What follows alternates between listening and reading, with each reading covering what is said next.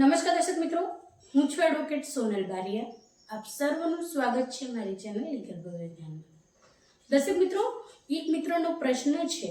કે શું કલેક્ટર સાહેબ શ્રી કોઈ વ્યક્તિને ખેડૂત બનાવી શકે ખરા? તો ચાલો દર્શક મિત્રો, આજે આપણે આના વિશે સંપૂર્ણ માહિતી મેળવીએ.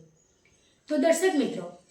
જે ભાઈએ પ્રશ્ન કર્યો છે કે કલેક્ટર સાહેબ શ્રી કોઈ વ્યક્તિને ખેડૂત બનાવી શકે ખરા, તો તેના જવાબની અંદર હું તમને કહેવા માંગીશ કે કલેક્ટર સાહેબ શ્રી દ્વારા કોઈ વ્યક્તિને ખેડૂત ખાતેદાર બનાવી શકાય નહીં, પરંતુ કલેક્ટર સાહેબ શ્રી પાસે જે સત્તા છે અને એ સત્તાનો તેમને જ્યારે ઉપયોગ કરવાનો હોય છે તો એ ઉપયોગ ક્યારે કરવાનો અને શેના કારણે એમને કરવાનો હોય છે.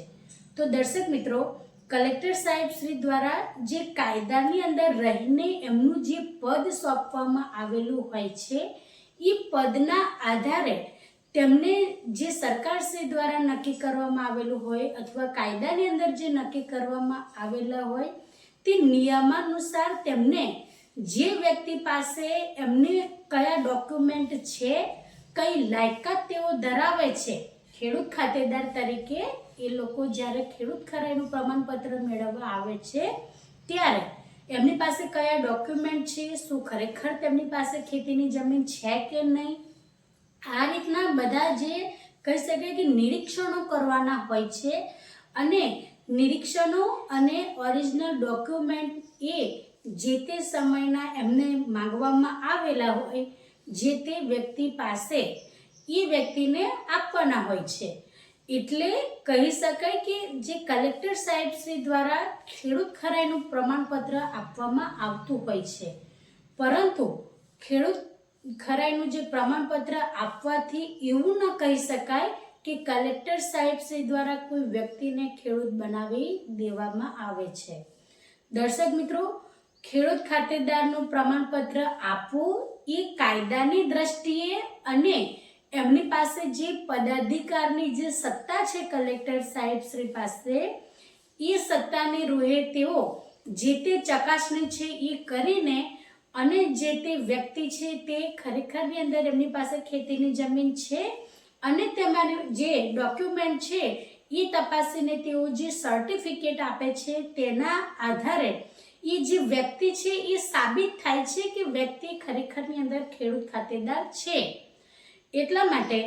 એવું કહેવામાં આવે છે કે જ્યારે વ્યક્તિ પાસે ખેતીની જમીન હોય અને જો તે કોઈ બીજી નવી ખેતીની જમીનનું ખરીદ કે વેચાણ કરે છે તેવા સંજોગો દરમિયાન જે તે વ્યક્તિને ખેડૂત ખરાઈનું પ્રમાણપત્ર હોવું એ આવશ્યક છે. અને આ ખેડૂત ખરાઈનું પ્રમાણપત્ર મેળવવા માટે જે કલેક્ટર સાહેબ શ્રી સમક્ષ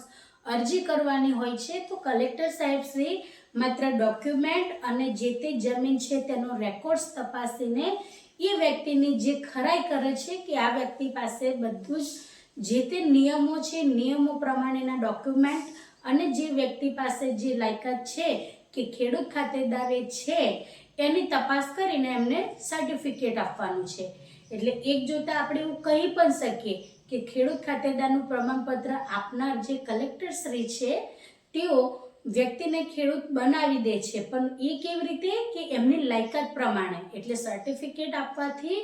એ એમનું પદ સંભાળે છે અને જે તે વ્યક્તિ પાસે ખેતી છે અને ખેતીનું જે રેકોર્ડ્સ છે એ રેકોર્ડ્સના આધારે જે વ્યક્તિ ખેડૂત ખાતેદાર છે એમને માત્ર ખરાઈ કરે છે કે આ વ્યક્તિ ખરેખરની અંદર ખેડૂત ખાતેદાર છે. જેથી કરીને બિન ખેડૂત વ્યક્તિઓ જે ખેતીની જમીનનું ખરીદ વેચાણ કરી લે છે એવો અન્યાય જે ખેડૂત ખાતેદાર મિત્રો છે તેમને ન થાય. એટલે દર્શક મિત્રો, આ જે પ્રશ્ન છે એનો સ્પષ્ટપણે જો જવાબ આપું તો એટલો જ છે કે ક્યારે પણ કલેક્ટર સાહેબ શ્રી કોઈ પણ વ્યક્તિને ખેડૂત ખાતેદાર એ બનાવી ન શકે. એ જે તે બંને પોતપોતાની દ્રષ્ટિએ કલેક્ટર સાહેબ શ્રી પોતાના પદાધિકારથી, કાયદાની દ્રષ્ટિએ અને જે વ્યક્તિ ખેડૂત છે એ તેમની પોતાની પાસે જે ખેડૂત તરીકેના રેકોર્ડ્સ છે એ બતાવીને બંને એકબીજાની જે કહી શકીએ કે અરજી દ્વારા એ જે કલેક્ટર સાહેબ છે એ જે ખેડૂત મિત્ર છે એમને જે તે લાયકાત છે અને જેમને તેમના રેકોર્ડ્સ છે જમીનના તેમના પોતાના એ રેકોર્ડ્સના આધારે ખરાઈ કરે છે. એટલે કોઈ સંજોગોમાં એવું ન કહી શકાય કે કલેક્ટર સાહેબશ્રી દ્વારા ખેડૂત ખાતેદારને જે તે વ્યક્તિને ખેડૂત બનાવે છે. તો દર્શક મિત્રો, આ જ રીતના ઇન્ફોર્મેટિવ વિડીયો હું મારા ચેનલના માધ્યમથી તમારી સમક્ષ રજૂ કરતી રહું છું. જો તમને વિડીયો સારો લાગ્યો હોય તો તેને લાઈક કરજો, શેર કરજો અને ચેનલને સબસ્ક્રાઈબ કરજો. જય હિન્દ, જય